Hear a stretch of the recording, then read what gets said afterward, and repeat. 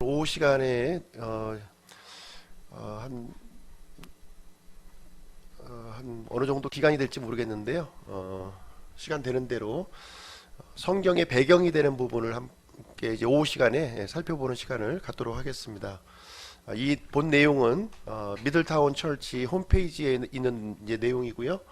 그 내용을 중심으로 해서 제가 좀 필요한 내용들만 간추려서 이렇게 하도록 이렇게 하겠습니다. 오늘은 이제 제1과 성경의 측량 단위에 대해서 함께 보시도록 하겠습니다. 우리가 이제 성경을 읽게 되면 좀 생소한 단어들이 많이 등장하죠. 익숙하지 않은 단어들이 많이 등장하고 있는데 예를 들면은 이제 병거, 큐빗, 올리브나무, 유월절, 성막, 바리새인, 세리 뭐 이외에도 여러 가지 우리가 평상시에 사용하지 않는 단어들이 이제 많이 있어서 이제 좀 읽기에 좀 이제 불편한 부분이 이제 많이 있을 겁니다. 그래서 간략하게 거기에 이제 그런 관련된 부분을 이렇게 설명을 해드리도록 하겠습니다. 성경에 기록된 내용이 이렇게 좀 생소한 단어가 이제 많이 나오는 이유는 시간이 이제 많이 경과했기 때문에 그래요.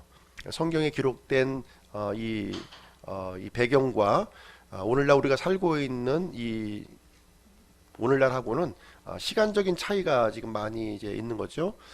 아브라함은 4,000년 전에 이제 살았던 인물이고요.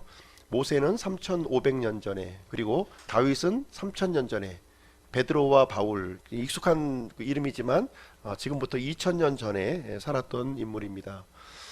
성경에 보면은 여러 가지 이제 특이한 관습들이 좀 많이 나오고 있는데요. 그런 것을 한번 살펴보도록 하겠습니다. 또 한 가지 차이점을 이제 만들어내는 것은 이 거리가 큰 차이점을 또 나타내고 있습니다. 오늘날에도 마찬가지죠. 아메리카에 살고 있는 사람들, 또 아니면 저쪽 아프리카에 살고 있는 사람들, 또 아시아권에 살고 있는 사람들이 많은 차이점이 이제 우리는 이제 발견하게 됩니다. 성경에 기록되어 있는 그 이제 지리적 배경은 지중해 쪽 주변을 이제 지금 중심으로 지금 하고 있습니다. 오늘날에도 중동 지역에 한번 방문해 보신다면 성경에 기록되어 있는 지리적 배경에 대해서 조금 이제 살펴볼 수가 있을 것입니다. 그래서 일단 우리가 성경을 읽을 때에는 이런 차이점이 있구나 하는 사실을 먼저 인식하고 성경을 접하는 게 필요합니다. 시간적인 그런 차이점이 있고 또 공간적인 차이점이 이제 있다 하는 것을 염두에 두시고 성경을 읽으시면 좋을 것 같습니다.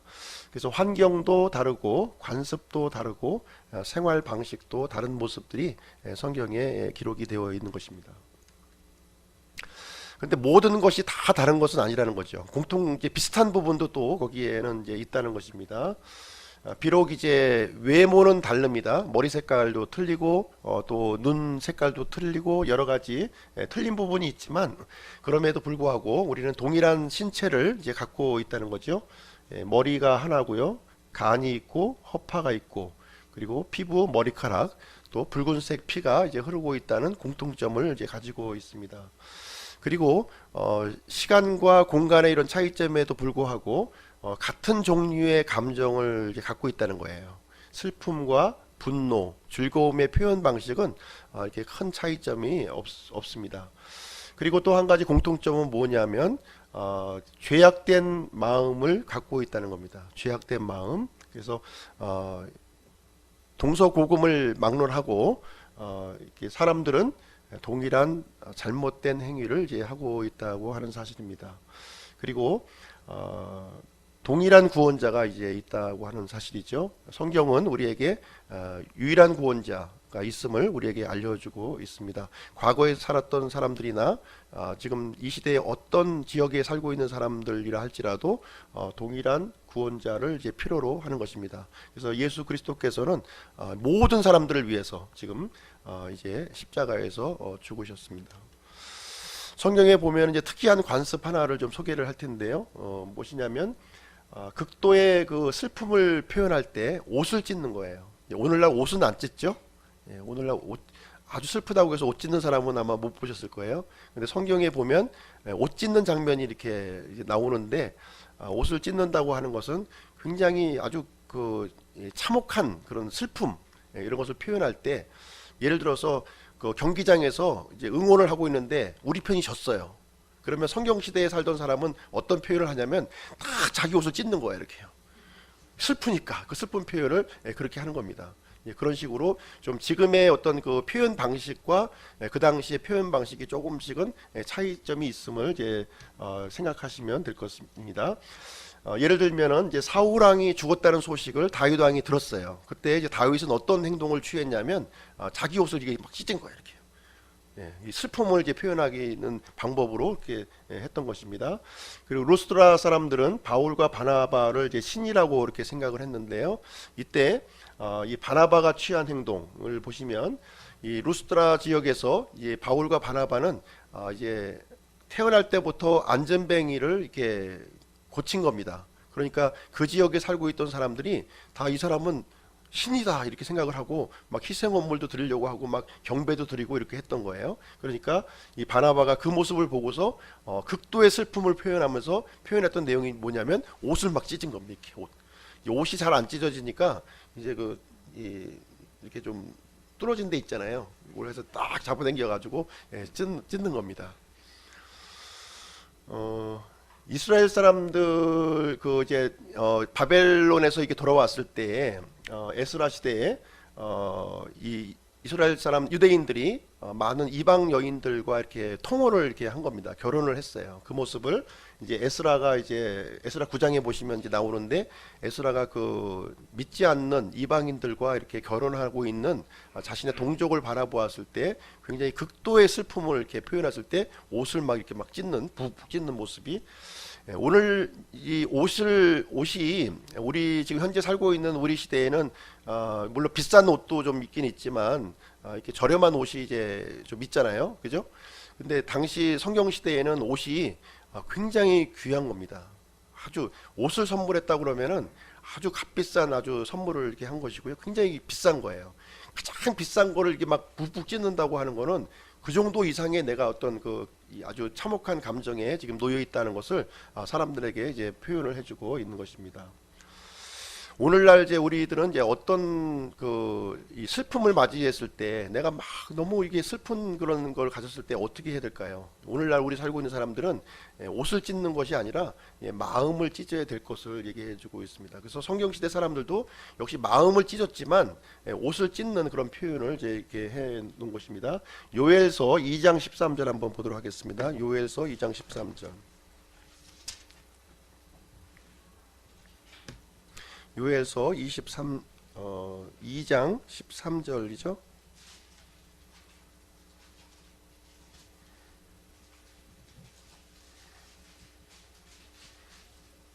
같이 한번 읽으실게요.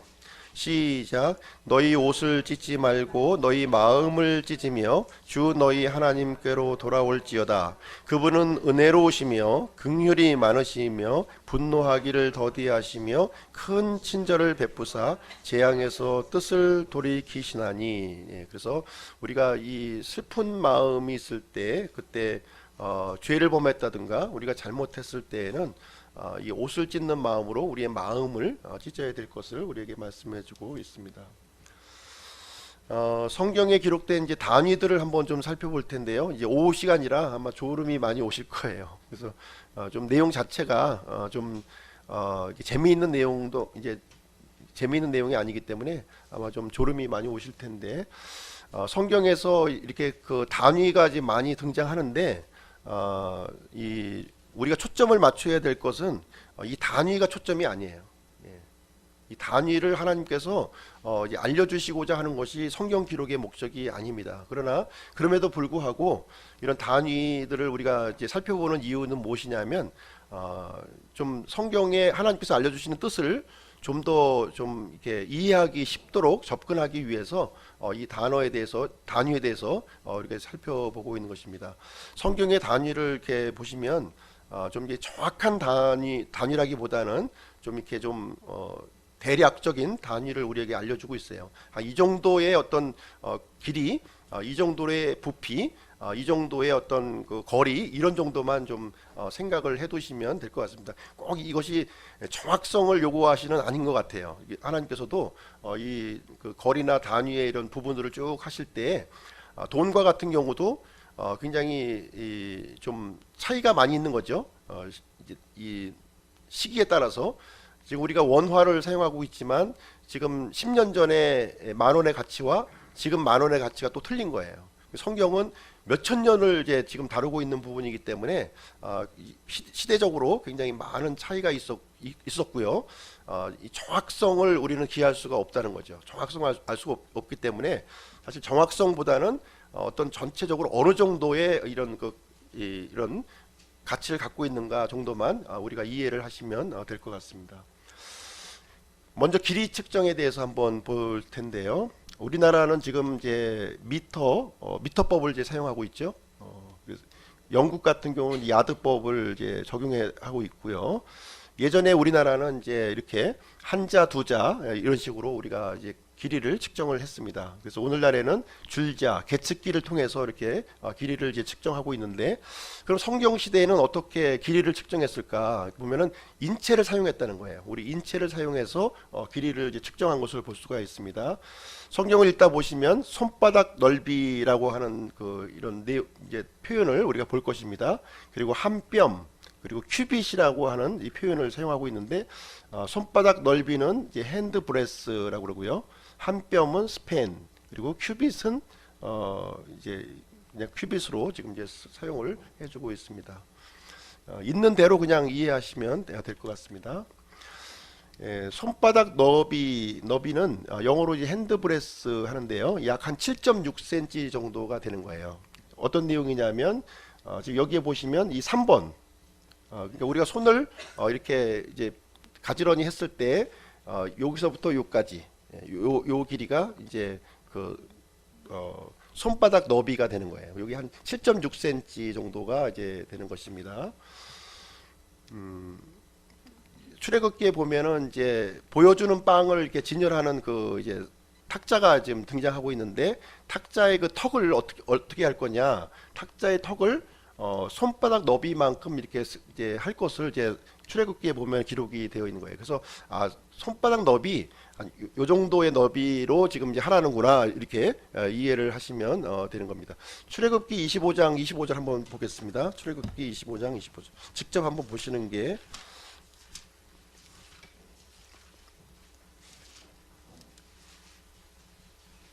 출애굽기 25장 25절 말씀입니다. 네, 같이 읽겠습니다. 시작. 그것에 돌아가며 손바닥 너비만한 턱을 만들고 그것의 턱에 돌아가며 금태를 두르고, 그래서 손바닥 너비면 이제 요 너비로 이렇게 턱을 이렇게 세웠다, 이렇게 이해를 하시면 되겠습니다. 그리고 우리 인생의 길이, 우리가 사람이 살아가고 있는 70년, 80년의 인생의 길이를 손바닥 너비에 이렇게 비유를 하고 있는데요. 시편 39편도 한번 가서 읽어보도록 하겠습니다. 시편 39편. 39편 5절 말씀이고요.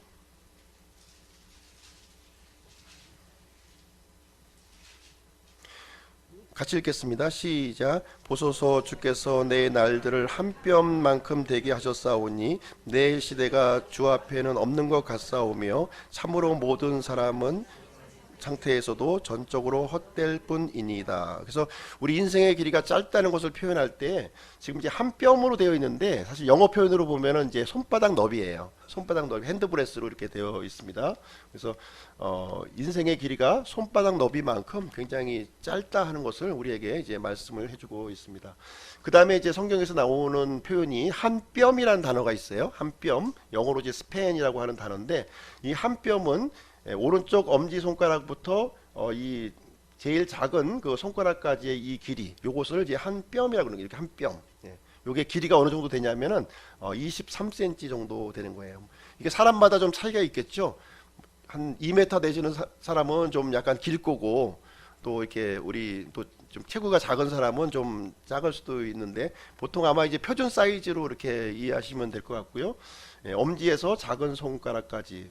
예를 들면 이제 제사장 흉갑이 이제 가슴에 이렇게 이제 이렇게 착용을 했는데 제사장 흉갑의 이 길이가 한 뼘으로 이렇게 되어 있는 거예요. 가로가 한 뼘, 세로가 한 뼘. 이게 정사각형으로 이렇게 흉곽을 이제 만들어 놓게끔 되어 있습니다. 그 다음에 이제 자주 나오는 단어가 뭐냐면 이제 큐빗이라고 하는 단어인데요. 이 큐빗은 어떤 거냐면 지금 이제 팔꿈치부터 이 손가락 끝까지 요거를 이제 큐빗이라고 하는 표현을 이제 사용하고 있습니다. 요 길이는 보통 45.6cm예요. 요것도 아마 사람마다 좀 이제 차이는 좀 있고 대충 한 0.45cm 정도 그냥 한 50cm로 보아도 좀 무방하다는 생각이 좀 들고요. 1큐빗 1큐빗 예를 들면 우리가 이제 아까 뼘을 배우셨는데 이제 큐빗을 이렇게 뼘으로 이렇게 계산하면은 1큐빗은 두 뼘이 되는 거예요. 두 뼘. 예, 두 뼘이 딱 이제 나오게끔 되어 있습니다. 성경에 보면은 이제 골리앗의 그 신장이 나오고 있고요. 또 바산왕 옥의 그 철침대가 또 성경에 이제 지금 등장하고 있는데 요 사이즈를 한번 보실게요. 한번 사이즈를 한번 보겠습니다. 사무엘상 17장 4절.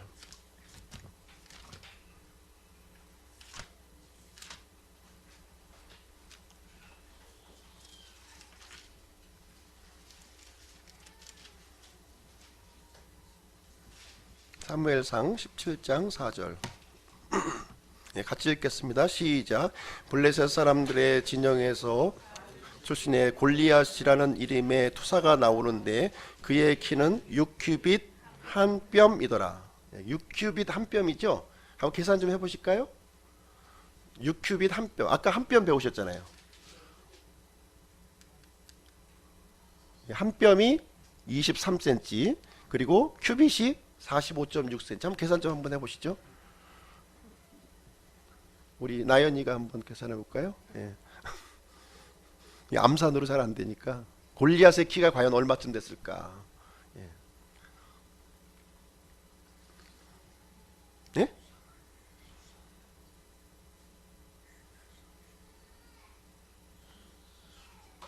몇 센치죠? 그 한 뼘까지 한 거예요? 한 뼘까지 해서 거의 3m가 되는 크기인 거죠. 예. 아마 그 당시 뭐 이게 이 큐빗의 길이가 어떻게 됐을지는 잘 모르겠는데 이제 그 정도 크기라고 보시면 되고요. 그 다음에 바산왕 옥의 철침대가 또 나오는데 신명기 3장 11절 한번 가서 보시겠습니다. 신명기 3장 11절.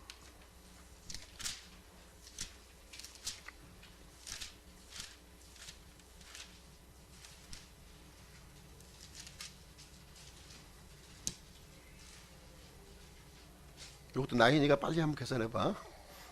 3장 11절 같이 읽겠습니다. 시작.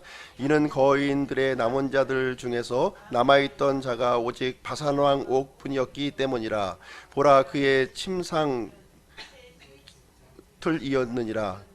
이것이 암몬 자손의 립바스에 있지 아니하냐. 사람의 큐빗으로 재면 그것의 길이가 9큐빗이요 그것의 너비가 4큐빗이더라. 그러니까 이 길이가 9큐빗, 가로가 4큐빗 이렇게 되는 거죠. 9큐빗이면 얼마입니까?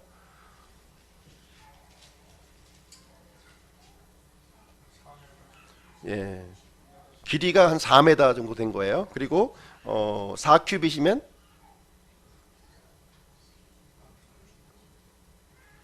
한 1.8 정도 나오겠죠. 1.8 폭이 한 1.8 길이가 4m 되는 철 침상에서 이렇게 잤는데 아마 거기에서 잘 정도면 어느 정도의 신장인지 대충 아마 가늠이 이제 될 것입니다. 네, 이렇게 해서 그래서 인체를 이용해서 이제 길이를 이제 측정했던 모습을 볼 수가 있습니다. 참고 사항으로 이제 우리도 이제 예전에 이 자가 있기 전에는 이렇게 이런 식으로 사용했어요. 한치라고 하는 거는 손가락 한 마디를 이제 얘기하고 있는 거예요. 그래서 세치 혀를 어떻게 제대로 놀리느냐 이제 이렇게 얘기하는데 혀가 이제 이 손가락 세 마디 정도 이제 되는 거죠. 그리고 한 뼘은 아까 이제 말씀드렸고요. 그리고 여기 보면은 이제 한 척이죠. 한 척, 한자. 잘못 얘기했는데 한자. 요거는 엄지 그 손가락 요쪽 부분부터 이제 팔꿈치까지의 길이가 되겠습니다. 보통 이제 팔뚝 길이를 얘기하고 있는 건데요. 요것은 보통 이제 우리가 그 밧줄 같은 거 밧줄 감을 때를 여기다가 이렇게 감잖아요. 이렇게요. 이렇게 해서 그래서 그 길이가 30cm가 되는 거예요. 그래서 길이를 대충 이제 10번 감으면은 이제 3m가 되는 것으로 이렇게 우리가 이제 그 요 인체를 가지고 측정하는 겁니다. 그리고 이제 한 길이 있는데 이것은 사람의 키 높이예요. 그래서 사람의 키도 이제 크고 작음이 좀 있잖아요. 사람마다 이렇게 좀 여자같이 큰 키가 있고 남자같이 작은 키가 있는데 어쨌든 이게 그 사람의 키 높이를 이제 한 길이라고 그런 겁니다. 10길 물속은 알아도 한 길 뭐 사람 속은 모른다 이런 뜻이 있는데 10길이라고 그러면 사람의 키 높이가 이제 10번 되는 그 정도의 깊은 물이라고 이제 표현하는 뜻이 되겠습니다. 그리고 이제 발이 이제 그 발의 길이가 이제 우리는 이제 한 발이라고는 표현을 사용하고요. 우리나라는 이제 영국 같은 경우는 1피트를 사용합니다. 그래서 보통 300mm, 우리가 보통 270, 80mm가 이제 우리 성인 남성의 이제 사이즈인데 이제 1피트는 이제 보통 30cm 정도를 이제 기준으로 이렇게 보고 있습니다. 그리고 한 보, 두 보 이렇게 이런 표현도 우리가 하고 있는데 한 보는 두 걸음을 얘기하고 있는 거예요. 두 걸음. 그죠? 두 걸음. 그래서 길이로는 한 1.2m 정도 되는 것입니다. 그리고 이제 한 발 이제 표현이 있고요. 이렇게 해서 역시 이것도 이 우리가 예전에 그 장터에 가면은 그 옷감 잴 때, 옷감 잴 때 이렇게 하죠. 이렇게 해가지고 이렇게 반으로 이렇게 재는 경우도 있고 길이로 재는 경우도 있고 이렇게 재고 있습니다. 그리고 한 폭이라는 또 단어도 있는데 이것은 가슴 넓이를 말하고 있는 거예요. 가슴 넓이. 그래서 두 폭이면은 보통 이제 상의를 하나 제작할 수 있는 분량의 옷감이 되는 것이고 예전에 치마가 몇 폭이었죠? 12폭 치마면 엄청나게 많은 옷감이 이렇게 막 빙빙빙빙 감아서 이렇게 이제 이제 치마를 이제 제작했던 것입니다. 그리고 사람이 이제 X자로 이렇게 누웠을 때의 넓이가 한 평이에요. 한 평. 그래서 가로 세로 1m, 1.8m가 이제 한 평의 넓이가 되겠습니다. 길이에 대해서 우리가 살펴보았는데 길이, 우리가 하나님께로 가는 이런 그 기준을 우리가 보시게 되면 하나님께서는 이런 기준을 세워놓고 있습니다. 나의 아들 예수 그리스도만큼 의로운 사람만이 하늘나라에 들어올 수 있다 이렇게 기준을 이제 정해놓고 있습니다. 그렇다면 얼마나 많은 사람들이 이제 이 기준에 도달하는가 하는 것이죠. 성경에 보면 모든 사람이 미달이라는 거예요. 여기 다 모든 사람이 미달이에요. 사람의 노력으로는 이것을 이 기준에 이제 맞출 수가 없다고 하는 것입니다. 그러나 하나님께서 하나님 나라에 들어올 수 있는 그런 방법을 우리에게 알려주셨어요. 어떻게 하셨냐면 자신의 아들 예수 그리스도를 대신해서 이게 정죄를 하셨고요. 예수 그리스도 안에서 하나님의 의가 되게 하는 그 방법을 세워주셨다는 거예요. 그래서 하나님께서 예수님을 정죄하고 그 정죄를 받은 그 예수님 안에 들어온 사람들에게는 하나님의 의를 제공하는 방식으로 하나님과의 이 멀어진 이 간격을 가깝게 하는 그 일을 이제 진행을 해 주신 것입니다. 그래서 누구든지 예수 그리스도 안에 들어가기만 하면 하나님의 의를 얻을 수 있는 것이고 또 고린도후서 5장 17절에 있는 것처럼 새로운 창조물이 되는 것이다 이렇게 우리에게 알려주고 있는 것입니다. 고린도후서 5장 21절 한번 찾아볼까요? 고린도후서 5장 21절.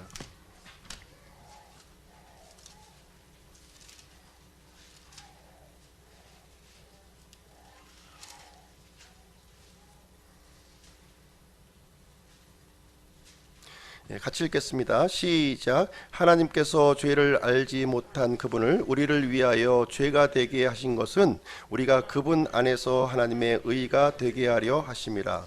그분 안에서가 중요한 겁니다.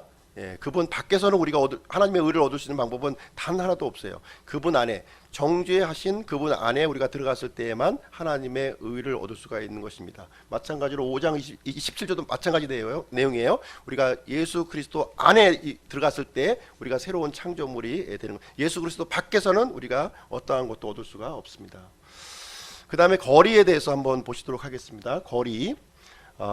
지금 이제 일반적으로 우리들은 이제 킬로미터를 이제 사용하고 있죠. 예, 성경 시대에서는 어떻게 거리를 측정했을까? 이 부분에 대해서 말씀드리겠습니다. 자주 이제 나오는 단어가 어떤 단어냐면 스타디온이라고 하는 이제 그리스어가 이제 나오고 있는 거예요. 영어로 이제 furlong 이렇게 하는데요. 이 스타디온이라고 하는 단어는 어디에서 나왔냐면 우리가 이제 올림픽 그 이제 하잖아요. 이 하계 올림픽 하면은 이 스타디움이 이렇게 있어요. 스타디움이라고 하는 단어가 이제 같은 그 어원에서 이제 등장한 건데, 이 스타디움을 보시게 되면 긴 부분이 있고 짧은 부분이 이렇게 곡선으로 된 부분이 있는데, 이 긴 부분이 육상 트랙이에요. 육상 트랙. 예, 육상 트랙이 이제 192m 정도 이제 스타디온이라고 부르는 겁니다. 그 길이를. 예, 그 가로 이제 긴 거리를 이제 스타디온이라고 부르는 건데, 보통 한 192m, 한 200m 정도 된다고 이렇게 이해를 하시면 될 것 같습니다.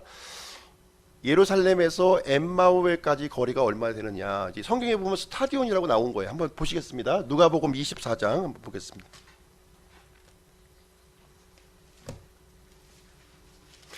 이런 단어가 있나 하고 생소하게 또 생각하시는 분 안 계시죠? 누가복음 24장 13절.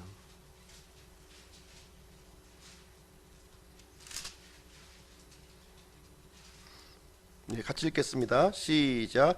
보라, 바로 그날에 그들 중에 두 사람이 예루살렘에서 60 스타디온쯤 떨어진 엠마오라 하는 마을로 가면서, 그래서 예루살렘과 엠마오까지의 거리는 얼마의 거리? 60 스타디온의 거리예요. 그래서 나연이가 한번 계산 좀 해보겠습니다. 192 곱하기 60 하면 얼마 나오죠?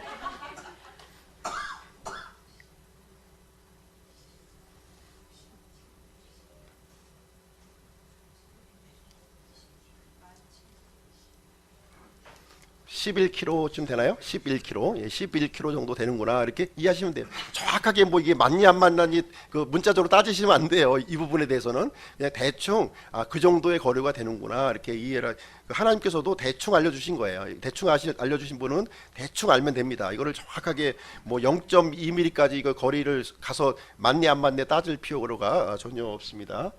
그리고 제자들이 이제 그 갈릴리 호수에서 이렇게 노를 저어간 거리가 있는데요. 그것도 한번 볼게요. 요한복음 6장 한번 보겠습니다. 요한복음 6장.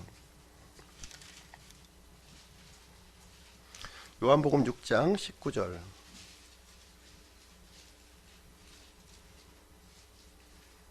같이 읽겠습니다. 시작. 이에 그들이 노를 저어 30 스타디온쯤 가다가 예수님께서 바다 위로 걸어 배에 가까이 오시는 것을 보고 두려워하거늘. 그래서 어느 정도를 이제 노를 저어 갔냐면 25 내지 30 스타디온이라는 거예요. 예, 이것도 정확지 않죠? 예, 정확한 것 아니에요. 그래서 한번 30 스타디온이라고 가정했을 때 어느 정도를 노를 저었을까요? 우리 나연이가 한번 계산을 좀.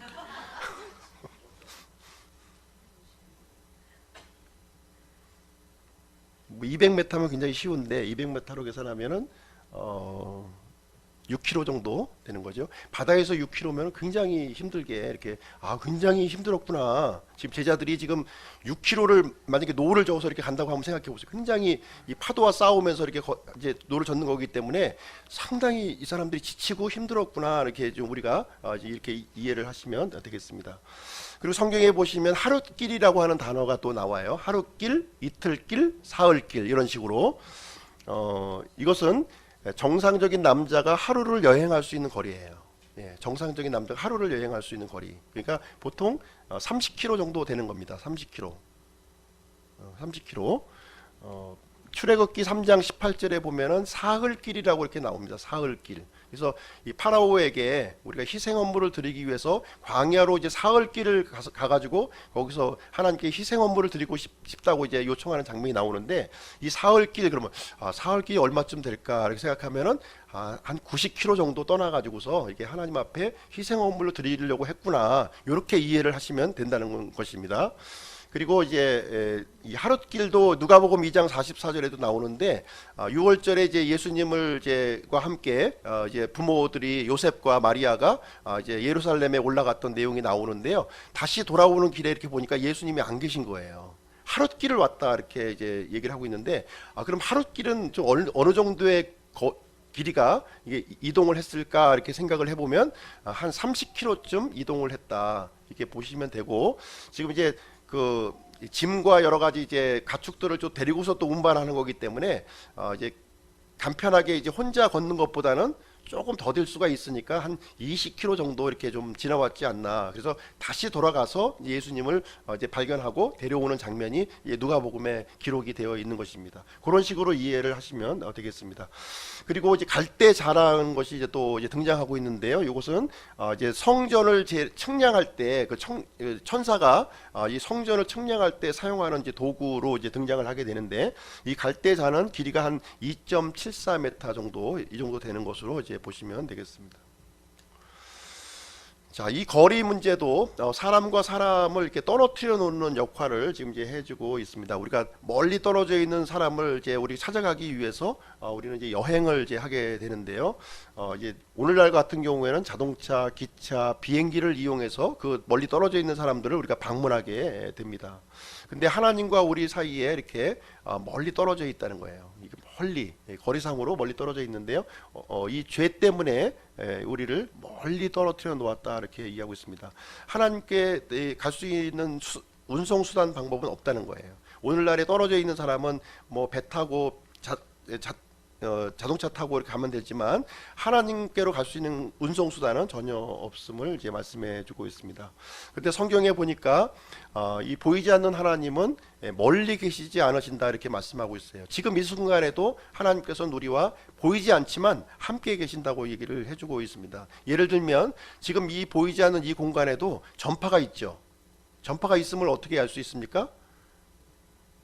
라디오나 TV를 틀어보면 우리가 그 전파를 이제 잡을 수가 있는 거예요. 올바른 방식으로 접근하면 이 방송국에서 쏘고 있는 이 전파를 우리가 받을 수가 있는 것입니다. 역시 보이지 않는 하나님을 우리가 만나기 위해서는 어떻게 되나요? 올바른 방법을 우리가 접근을 시도하면 하나님을 만날 수 있다는 거예요. 멀리 계시지 않고 가까이 계시기 때문에 바른 방법으로 우리가 접근하면 하나님을 만날 수가 있는데, 그 바른 방법은 무엇이냐면 예수 그리스도를 통한 방법을 통해서 우리는 하나님을 만날 수 있다 얘기를 해주고 있습니다. 이것이 유일한 길이요, 유일한 진리요, 유일한 생명이라고 우리에게 말씀을 해주고 있는 것입니다. 그 다음에 이제 성경에 보시면 이제 부피를 또 측정하는 방법이 또 나옵니다. 부피, 부피 이제 마른 이런 마른 것들을 이렇게 계량하는 할 때 사용하고 있는 건데, 한 움큼이라고 하는 이제 이런 표현이 이제 나오고 있습니다. 이것은 사람이 이렇게 우리가 뻥튀기를 이제 있으면 이렇게 한번 집을 수 있는 분량, 그 정도면 되겠죠. 이제 박성재 형님 같이 큰 손은 이제 거의 절반 정도 이렇게 뜰 수가 있고요. 우리 희경이 같이는 이제 작은 손은 또 아무리 많이 잡으려고 해도 이제 적은 양밖에 이제 잡지 못할 것입니다. 그리고 오멜이라고 하는 단어가 또 있습니다. 오멜, 이 오멜 2.2리터 정도 되는 것인데요. 이 내용은 거의 이제 암기하셔야 돼요. 방법이 없습니다. 그냥 우리가 성경 읽을 때 옆에 도량형 환산표를 하나 이렇게 좀 갈무리 해 두셔가지고 이렇게 읽을 수밖에 없어요. 저도 읽을 때마다 헷갈리거든요. 이 부분은. 그래서 어쨌든 이런 단어를 사용하는구나, 이 정도 부피를 갖고 있구나, 혹시 헷갈리면 또 옆에 이렇게 적어 놓으셔서 찾아보면 되시는 거예요. 이렇게 찾아봐서 이렇게 하시면 됩니다. 그래서 오멜이라고 하는 단어는 2.2리터 정도 이제 부피가 되겠습니다. 그래서 하나님께서 이스라엘 백성들이 이렇게 광야에서 이제 만나를 이제 주셨잖아요. 그래서 만나를 주셨을 때 하루치만 이렇게 주셨어요. 그래서 1오멜을 이제 거두도록 이렇게 하셨습니다. 1오멜. 그래서 1오멜이 이제 2.2리터의 양이었고요. 그 2.2리터의 양이면은 하루 정도 내가 이제 양식으로 쓸 수 있는, 이제 일용할 양식으로 주신 양이 요 정도의 양을 이제 허락하셨구나, 이렇게 이해를 하시면 되겠습니다. 그리고 호멜이라고 하는 단어가 또 이제 표현이 나오고 있는데, 이것은 굉장히 부피가 많은 거예요. 220리터. 그러니까 한 도라무 정도 통으로 보시면 되겠습니다. 한 도라무 통. 근데 이제 이스라엘 백성들이 이제 불평을 많이 하잖아요. 원망하고 하는데, 뭐 때문에 원망하냐면 고기를 못 먹어서, 이제 고기 때문에 불평하는 장면이 나와요. 그래서 하나님께서는 이 메추라기를 이렇게 보내셔가지고 고기를 먹을 수 있도록 이렇게 은혜를 베풀어 주십니다. 그때 이제 탐욕스러운 이스라엘의 모습을 이제 표현하고 있는데, 그때 이스라엘 백성들이 이 메추라기를 거둔 양이 어느 정도가 됐을까? 그것이 바로 호멜이라고 하는 단어를 통해서 이스라엘 백성들이 거둔 메추라기의 양을 우리는 상상을 해볼 수가 있고요. 그것을 통해서 얼마나 이스라엘 백성들이 탐욕스러웠는가, 하나님께서 탐욕스럽다는 표현을 이제 사용하셨는데 그걸 한번 보겠습니다. 여기 보시면 민수기 11장 한번 보겠습니다. 민수기 11장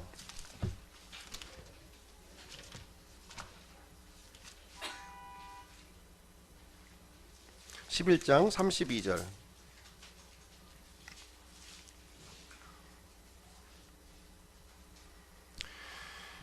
같이 읽겠습니다. 시작. 그날에 백성이 일어나 온 낮과 온 밤에 그리고 그 다음 날에도 온종일 메추라기를 모으니 가장 적게 모은 자도 10호멜을 거두니라. 그들이 자기들을 위하여 진영의 사방에 그것들을 다 널리 펼쳐 놓았더라. 하나님께서 메추라기를 이렇게 보내주셨는데 이스라엘 백성이 이제 메추라기를 거두었잖아요. 그 거둔 양이 가장 적게 거둔 사람이 어느 정도의 양이었냐면 10호멜이에요. 10호멜이면은 10도람씩 이렇게 메추라기를 이렇게 또 안 주실까봐 이 불신과 이 탐욕에 가득 차 있는 이스라엘 모습을 우리는 이제 발견할 수가 있는 것입니다. 이 호멜이라고 하는 거는 이제 굉장히 큰 양이에요. 그래서 사람이 운반할 수 없는 양이고요. 이 당나귀가 운반할 수 있는 큰 양인데 가장 적게 이제 거둔 사람이 10호멜. 그러니까 그 당나귀 10마리의 분량을 이렇게 다 집집마다 한 사람마다겠죠. 이렇게 취득했던 모습을 볼 수가 있는 것입니다. 그리고 이제 액체를 이제 계량하는 단위가 있는데요. 여기 보시면 포킨이라는 단어가 있고 바스, 흰, 로그 이런 단어가 이제 나오고 있습니다. 이 통은 이제 우리가 지난번 요한복음 2장에서 물을 포도즙으로 만드실 때 이제 물 항아리가 두세 통 드는 물 항아리가 있다 이렇게 말씀을 이제 드렸는데 그 통을 얘기하고 있는 거예요. 그래서 이 한 통은 34리터, 두 통이면은 68리터, 세 통이면 우리 나인이 계산해 보면은 이제 세 통은 이제 좀 100리터 정도, 100리터 정도 되는 큰 물 항아리가 여러 개, 종류별로 여러 개 있구나 이렇게 이제 이해하시면 되겠고요. 그 다음에 이제 바스라고 하는 단어가 좀 자주 나와요. 바스. 읽다 보면 바스가 많이 나올 거예요. 도대체 바스가 뭐지? 하면서 22리터 정도의 양이에요. 22리터. 그러니까 보통 우리 쉽게 얘기하면은 바케스 뭐 이런 정도로 생각하시면 될 것 같아요. 한 바케스가 한 20리터, 석유통으로 이제 20리터짜리 그 정도 부피가 되니까 22리터 양의 문제가 됩니다. 그래서 솔로몬 성전을 세웠을 때 이제 물두멍이 있잖아요. 물두멍. 거기 보면은 물두멍을 이제 어느 정도의 크기가 이제 거기에 놓여져 있는가, 이제 우리가 이 바스가 22리터니까 그 물두멍의 양을 우리가 좀 짐작을 해볼 수 있을 텐데요. 열왕기상 7장 26절 한번 보겠습니다.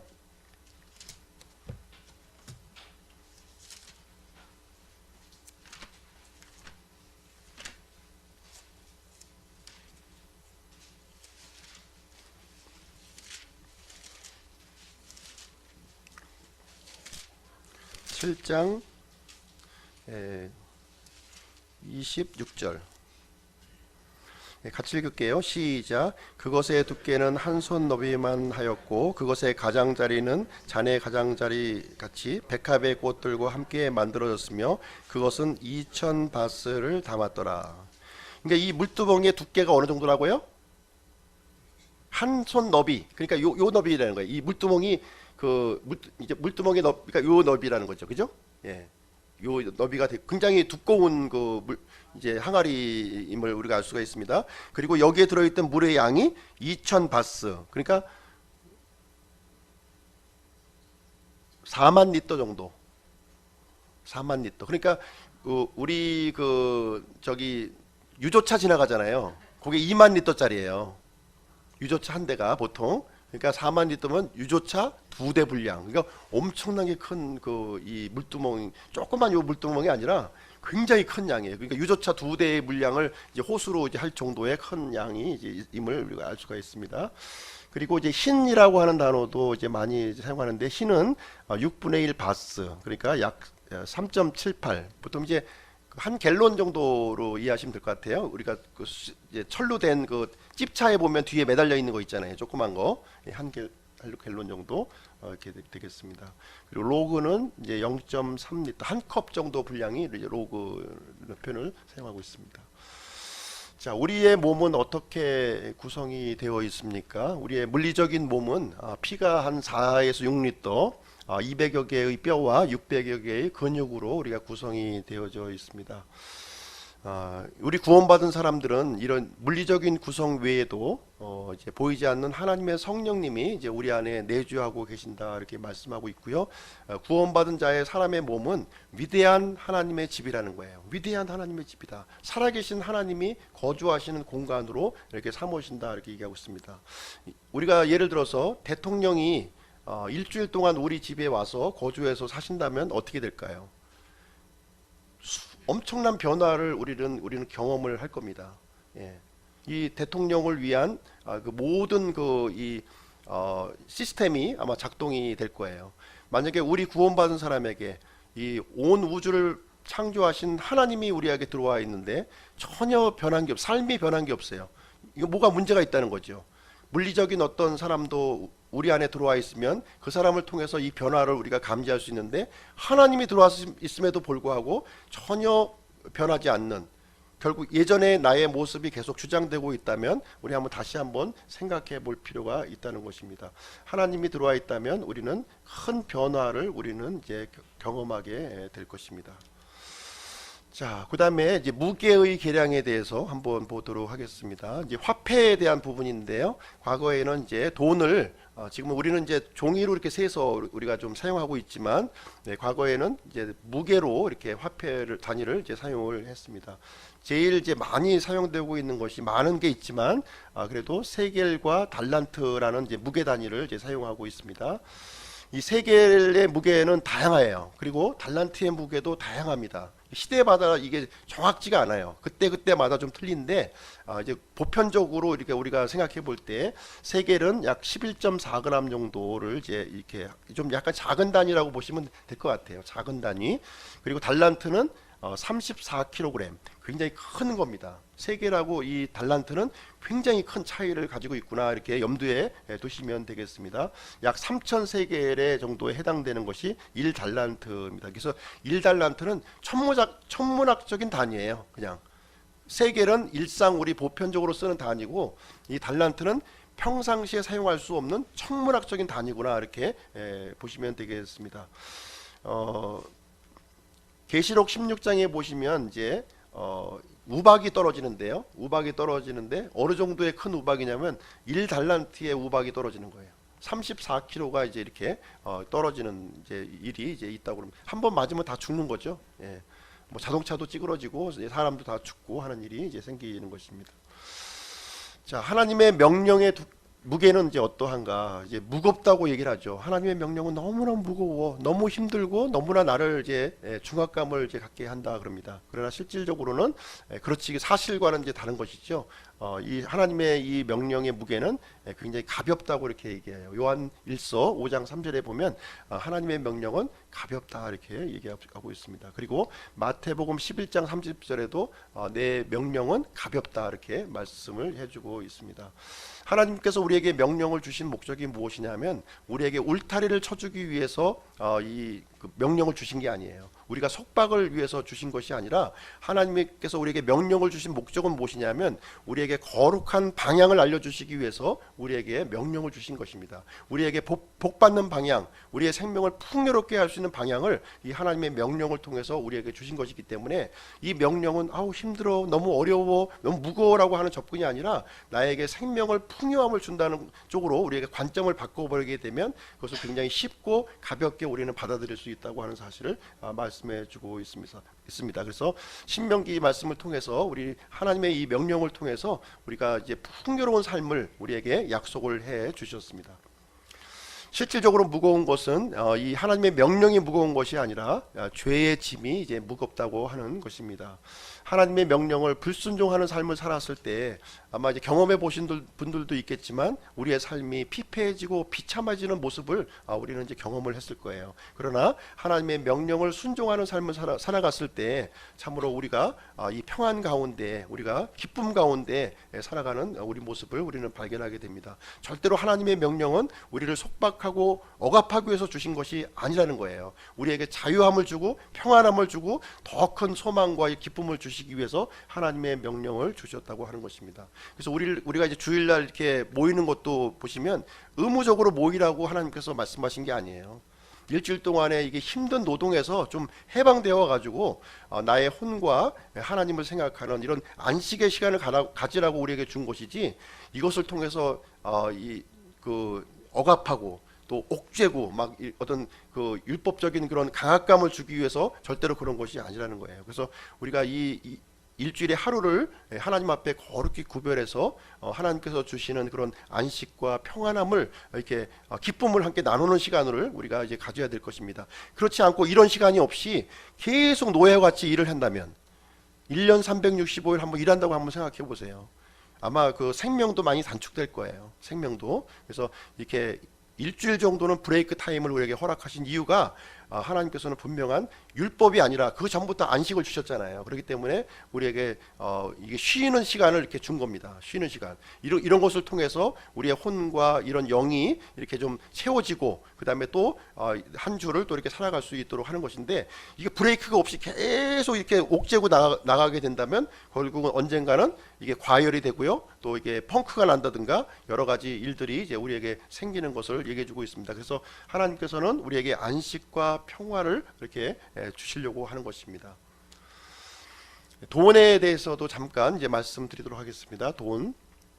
돈도 이제 고드란트, 렙돈, 데나리온 이렇게 이제 사용하고 있는데요. 이 데나리온만 기억하면 될 것 같아요. 데나리온만. 데나리온은 드라코마하고 같은 뜻입니다. 데나리온, 드라코마 같은 뜻이에요. 같은 그 하나는 이제 로마 이제 동전의 단위고요. 하나는 이제 그리스 이제 그 화폐의 단위인데, 이 데나리온, 드라코마는 이 노동자의 하루 품삯이다 이렇게 이해하시면 됩니다. 그래서 1데나리온, 1드라코마, 하루 그 노동자의 하루 품삯이구나, 이런 정도만 머릿속에 기억하시고 나머지 부분들은 이렇게 메모하셨다가 이렇게 좀 보시면은 저도 볼 때마다 헷갈리거든요. 그러니까 그걸 메모해서 이렇게 좀 하는 것이 지혜로운 것 같습니다. 그래서 고드란트는 64분의 1 데나리온의 가치라는 거예요. 상당히 적은 화폐의 단위죠.